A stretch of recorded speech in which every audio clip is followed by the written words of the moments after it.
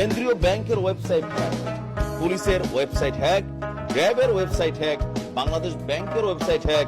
এই মুহূর্তে ফাইনালি প্রধানমন্ত্রীর কার্যালয়ের যে অফিসিয়াল ওয়েবসাইট আছে সেইটাও হ্যাক হয়ে গেছে। প্রধানমন্ত্রীর অফিসিয়াল ওয়েবসাইটে ঢোকার চেষ্টা করা হলে আগেরগুলোর মতোই দ্য রেজিস্ট্যান্স নামের একটি হ্যাকার গ্রুপের বার্তা ভেসে উঠছে।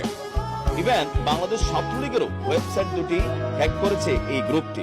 হ্যাক হয়েছে ব্যাটালিয়ন র্যাপিড অ্যাকশন মানে আমাদের র্যাবের ওয়েবসাইট। ওয়েবসাইটের হোম পেজে ঢুকতে গেলে লেখা আসছে অপারেশন হান্ট ডাউন।